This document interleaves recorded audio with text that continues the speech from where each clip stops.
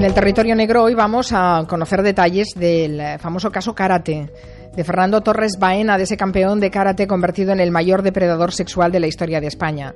Hace unos días, la audiencia de Las Palmas le condenó a más de 300 años de prisión por delitos terribles a una persona que fue definida por sus alumnos como un maestro, un dios, un padre. Es una historia tremenda que Luis Rendueles y Manu Marlasca nos van a contar hoy en un territorio negro que nos han confesado que les ha sido muy difícil. Buenas tardes a los dos. Hola. Hola, buenas tardes. ¿Por qué ha sido tan difícil este territorio negro? Bueno, pues desde que estalló este caso, que es en el año 2010, lo hemos seguido con cierta distancia, la verdad. Quizás porque los medios aquí, los medios peninsulares, no prestamos la debida atención a lo que ocurre en las Islas Canarias, ¿no? Y eso que Luis sí que ha estado atento muchas veces a la actualidad allí, y ha viajado y ha sacado muchos casos. Pero lo cierto es que en este caso lo seguimos con cierta distancia. Y al adentrarnos ahora en él, en el sumario, al conocer los testimonios de las víctimas, los informes policiales, pues yo creo que nos hemos encontrado con uno de los casos que mejor se adapta a esas palabras que te acordarás que dice Marlon Brando encarnando al coronel Kurtz en Apocalipsis Now, que dice textualmente: no creo que existan palabras para describir todo lo que significa a aquellos que no lo saben lo que es el horror. El horror. El horror tiene rostro. Y en este caso, sin duda, el horror, el rostro del horror, era Fernando Torres Baena, tal y como veremos ahora a lo largo del espacio. Es un asunto delicado porque intentar trasladar el horror que dice Manu a un programa de radio con las herramientas que hay, que son las palabras, es complicado, y más en un horario, digamos, diurno. En cualquier caso, creemos que este caso merece, en el peor de los sentidos, un territorio negro, en el que vamos a hacer lo posible por contar cómo Torres Baena se convirtió en el mayor depredador sexual condenado de la historia de España. Bueno, pues vamos a empezar precisamente por quién es Fernando Torres Baena.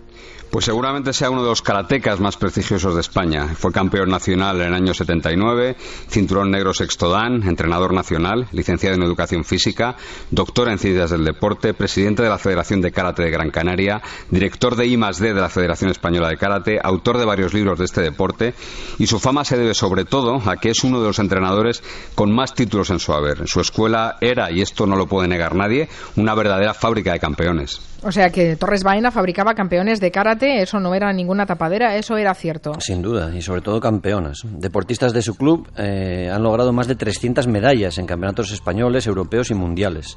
Dos de sus más laureadas karatecas han acabado sentadas con él en el banquillo y también condenadas. Son Ivonne González, 7 veces campeona de Europa, y María José González, 2 veces campeona de Europa y 7 veces campeona de España. María José es además la pareja sentimental de Fernando Torres Baena desde el año 99. Cuando ella llegó al gimnasio acababa de cumplir 20 años y él tenía entonces 53. Ivonne y María José, antiguas alumnas de Torres, ya salieron en 2007 en las páginas de interview posando con otras compañeras desnudas para reclamar más ayudas para el karate. Bueno, vaya currículum tienen las dos. Nos habéis descrito el escenario, un entrenador de éxito que obtiene excelentes resultados. Eso es lo que era Torres Baena hasta que salta el escándalo. ¿Y cómo salta ese escándalo? ¿Cómo se llega a descubrir que ahí hay una trama de abusos sexuales importantísima? Pues seguramente Torres Baena seguiría hoy siendo un entrenador laureado y nada más que eso si el Viernes Santo del año 2008 no hubiese pasado lo que pasó en el chalet que el karateca tenía en Playa de Vargas. Ese día, una de sus discípulas, Ivonne, quiso dormir junto a una de las alumnas de la escuela, una chica a la que nosotros vamos a llamar Diana y que en el proceso ha sido conocida como la testigo número 1.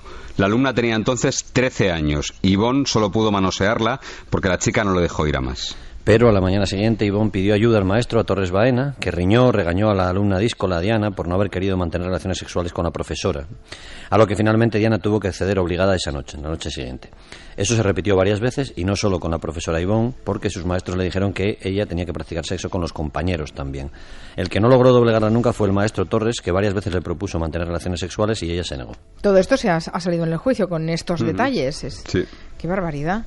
Y eso ocurre en marzo del 2008, que es entonces cuando se salta el escándalo, cuando se conoce el caso. No, porque Diana no dijo nada hasta enero del año 2010, casi 2 años después, cuando acaba de cumplir 15 años. Y no se lo dijo a sus padres, se lo dijo al tutor de su colegio, porque el profesor la veía sola en los recreos, lloraba con frecuencia. Y un día le preguntó a la chica, la llevó al despacho, le preguntó a la chica y esta le dijo que en la escuela pasaban cosas muy raras, en la escuela de karate, y que había sido víctima de abusos y que estaba muy preocupada porque el hermano de una compañera de clase, un niño menor que ella, iba a ingresar en la escuela de Torres y sabía bien lo que le iba a pasar. Días después, la chica lo contó en casa, contó lo mismo en casa, y su madre puso la que fue la primera denuncia contra Torres Baena. O sea, esta chica estuvo 2 años sufriendo los abusos y hasta que no se enteró que el hermano de una compañera, que era más pequeño, iba a ingresar en esa escuela, no se decidió a denunciarlo. Bueno, y es la primera denuncia que desencadena el caso Karate. Muchos se han preguntado en todo este tiempo, supongo, por qué no declaró, no denunció esa chica, ¿no? Porque tuvo que... Hubo más víctimas. Ella tardó 2 años, pero es que fue la primera en denunciar. ¿Y las demás? ¿Y los demás? ¿Qué pasó?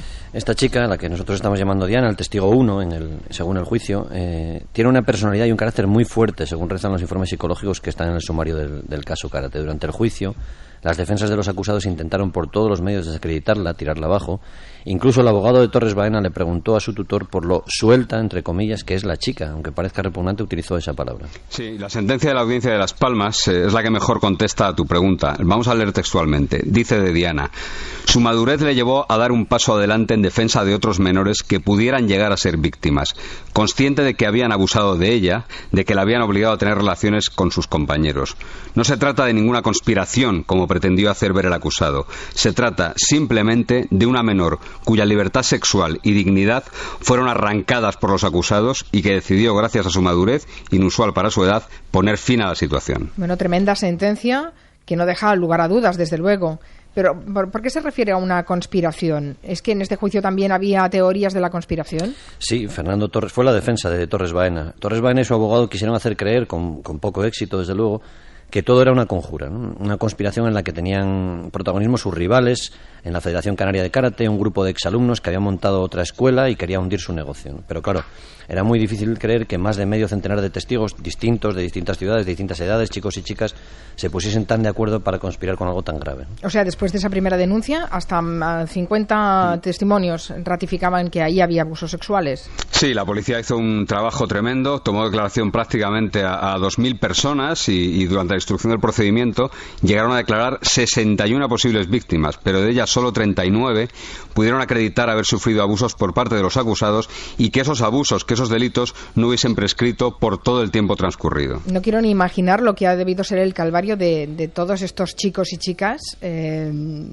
porque si no hicieron la denuncia pero después se vieron metidos en la instrucción, debió ser terrible. Pues sí, el magistrado que emitió un voto particular, porque quería condenar al cuarto acusado, el único que fue absuelto, a Juan Luis Benítez, que era otro monitor de la escuela de Torres Baena, lo escribe así al comenzar su sentencia, ¿no? Muestra su reconocimiento a la primera denunciante, de la que hemos hablado antes, y luego reconoce textualmente la valentía de todas y cada una de las víctimas que han declarado y han pasado la vergüenza de tener que relatar hasta 4 veces en la comisaría, en el juzgado, ante un psicólogo y en el juicio, cosas muy íntimas, sumamente dolorosas y desagradables. Estamos hablando de 40 víctimas que han tenido que declarar sobre lo que les hacían unos tipos que abusaron de ellos a los 13 y a los 14 años, que son muy pequeños, y antes también, más pequeños todavía. Algunas de las víctimas tenían 9 y 10 años cuando empiezan a abusar de ellas. La defensa de Torres Baena pretendía que todo el juicio fuese a puerta abierta, con luces y taquígrafos, sin restricciones de ningún tipo, pero la sala, con buen criterio a nuestro juicio desde luego, optó por proteger a todas esas víctimas, muchas de las cuales habían rehecho sus vidas, ocultando a todo su entorno lo que había ocurrido en la escuela de karate, ¿no? Los testigos lo que hicieron fue declarar ocultos tras un biombo para no ser vistos y sobre todo para no ver a Torres. Y hubo momentos en el juicio verdaderamente escalofriantes porque el maestro Torres quería dejar bien claro que seguía dominando la situación. A pesar del biombo.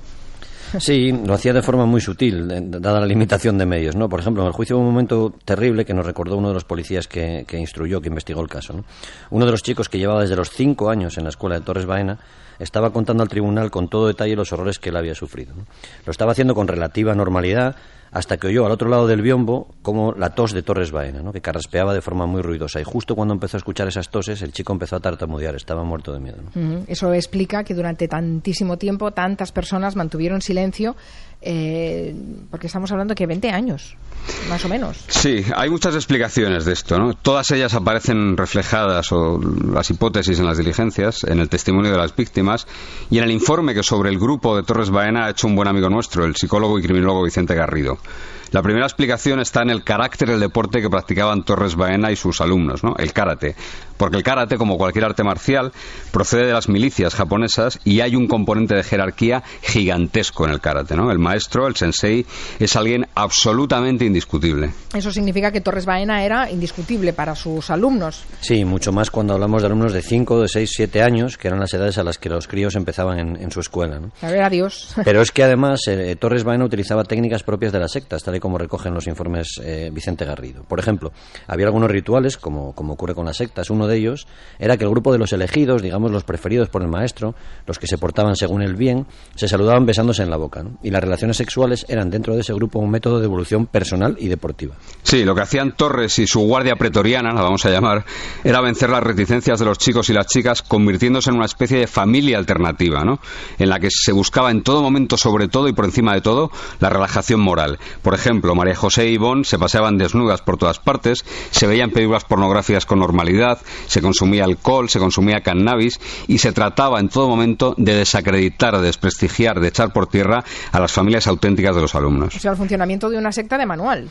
Claro, es que Fernando Torres Baena tenía rasgos comparables al jefe de una secta, ¿no? Los estudios psicológicos que le han hecho hablan de un gigantesco narcisismo, de que tiene una necesidad de ser adulado permanentemente y de que tiene una gran capacidad de manipulación, porque otra de las razones para la impunidad que tú decías de 20 años de Torres ha sido la forma en la que ha empleado a sus cómplices, ¿no? Las cómplices que son Ivonne y María José, la pareja sentimental de Torres Baena, que también han sido condenadas a más de 120 años de prisión cada una, ¿no? Sí, lo que pasa es que antes, ya muchos años antes, había utilizado a Edith, a su primera mujer, con la que se casó cuando ella tenía solo 16 años. La mujer confesó durante la instrucción de este sumario que había mantenido relaciones sexuales con alumnos de su marido por amor a él, dijo. No se ha sentado en el banquillo porque en el año 1994 se separó y sus delitos, sus posibles delitos ya han prescrito, ¿no? Ese fue el primer gancho de Torres, Edith, un papel que luego asumieron Ivonne y María José. ¿Ganchos? ¿Qué quieres decir con ganchos? Bueno, Ivonne y María José eran profesores jóvenes en otros centros y otros colegios. Ellas llevaban hasta la escuela de su líder a los chicos y a las chicas que ellas creían que iban a agradar al maestro, que le iban a gustar, ¿no? Muchas veces ellas eran mismas las que iniciaban el sexo a los alumnos, ¿no? Una de las víctimas, por ejemplo, quiso hacer un dibujo a la policía para explicarle cómo funcionaba la estructura del grupo y acabó dibujando una pirámide. Arriba del todo, una cúspide, puso a Torres y por debajo, justo a la misma altura, a estas dos mujeres. De hecho, son las que lo han acompañado en el banquillo y les espera una larga estancia en la cárcel. Yo antes he hablado de chicos y chicas. ¿No había distinción? Ninguna. Vamos a leer parte de la sentencia otra vez, que define a Torres Baena como un depredador sexual, no lo olvidemos, ¿eh? Esto está puesto en una sentencia. Dice, Torres lograba que los alumnos se doblegaran a sus requerimientos, logrando que se plegaran a sus deseos, en los que cabía no solo cualquier tipo de práctica sexual, sino que era indiferente su posición, tanto como un sujeto activo o pasivo, y sin importarle el género masculino o femenino de la víctima, ni mucho menos su edad. En esta parte de la sentencia hemos omitido a propósito algunos términos que creemos que son innecesarios para la comprensión. No, es que se entiende perfectamente, no hace falta incluirlos. Estáis teniendo especial cuidado a la hora de contarnos lo que ocurría en la escuela, pero seguro que hay muchos ejemplos que pueden dar dimensión de lo que estábamos hablando. Claro, porque la sentencia repasa uno por uno los 39 casos, las 39 víctimas que no han prescrito, que se consideran probadas y no es prescrito, porque en España un abuso sexual prescribe a los 5 años, ¿no?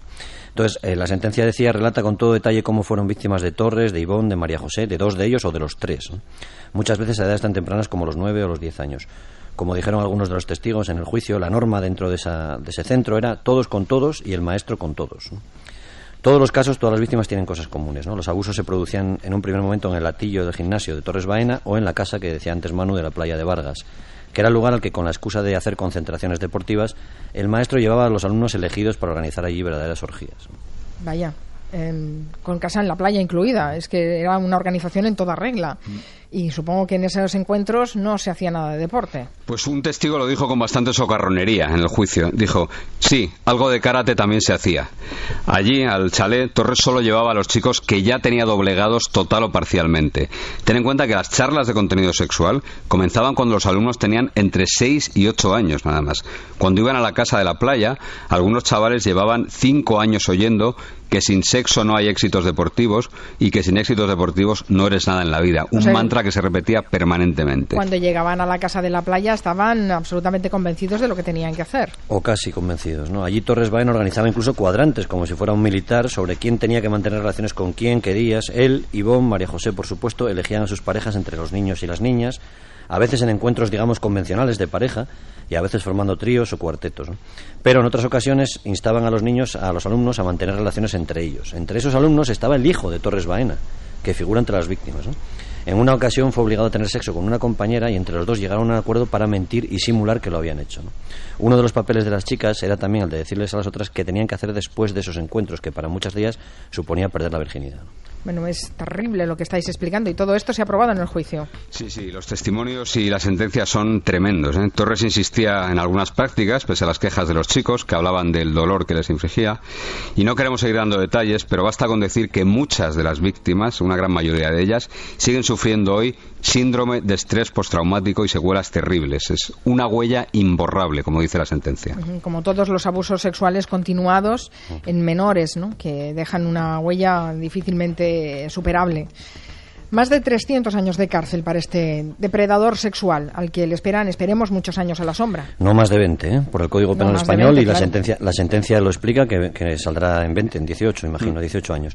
Imaginamos que allí en la cárcel no podrá presumir Torres Baena, como hacía fuera, de haber tenido relaciones con más de 100 niños, ¿no?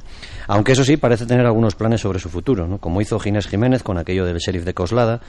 Torres Baena tiene registrado comercialmente las palabras caso karate para poder explotarlo él exclusivamente, sea en libro, en película o lo que sea, ¿no? Es increíble, es un psicópata, no tiene nada de empatía este hombre. Y antes de acabar no queremos dejar de recordar lo dicho por Ángel Luis Calonge, que fue el abogado de Torres Baena cuando se conoció la sentencia, ¿no? Él dijo textualmente: nadie va a una casa de putas obligado, ¿no? Yo creo que estas palabras definen, a pesar del derecho a defensa de un abogado, no solamente al acusado, sino a la clase de personas que se mueven en ese entorno. Tremendo, hechos probados, juicio con sentencia, el caso Karate, que ha dejado muy mal cuerpo a más de uno de los oyentes. Me quedo con un mensaje que nos escribe a través de Twitter Jordi Ortiz. Dice que una mala inversión te persiga toda la vida, pero que un delito sexual prescriba a los 5 años es absolutamente vergonzoso. Es cierto, estoy de acuerdo. Cierto, sí. Bueno, feliz Semana Santa. Muy bien. Luis Rendueles, igualmente. Adiós, hasta luego. Gracias.